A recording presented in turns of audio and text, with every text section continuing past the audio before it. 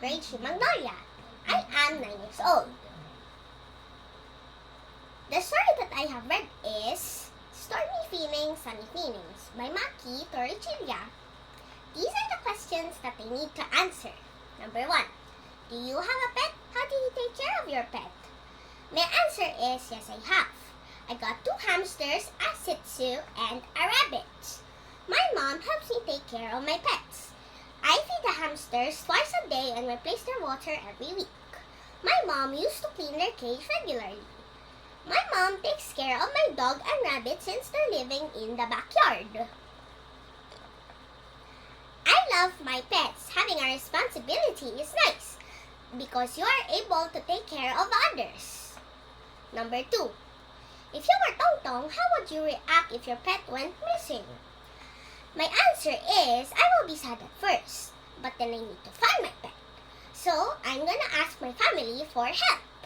Then we will go to the neighborhood to ask and report it to the authorities so I can find my pet faster. And the last question is, what do you usually do when you're sad? My answer is, I pray to God and sing a hymn to Lord. God is bigger than our problems, so there's no need to be sad. He will help us whenever we need His help. Thank you so much for listening. Until next time, bye!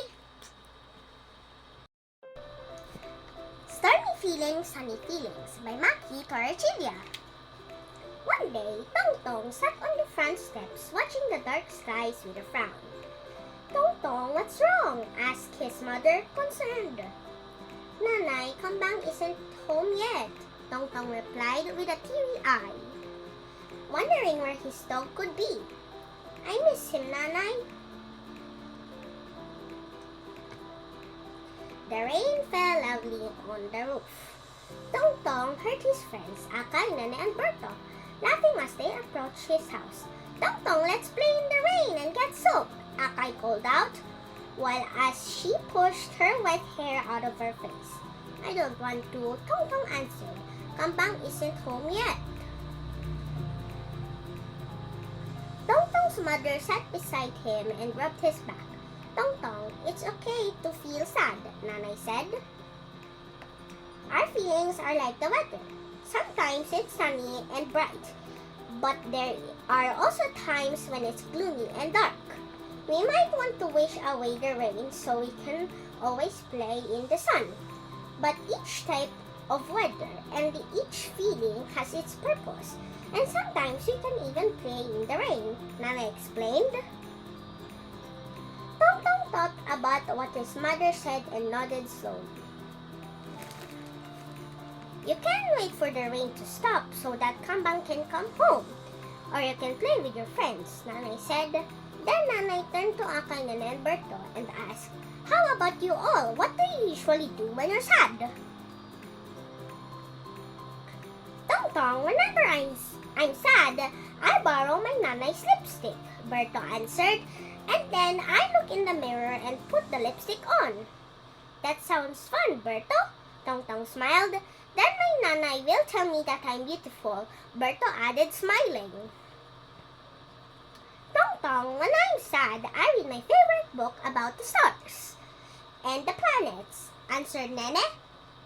What do you like about that book, Nene? Asked Tong Tong.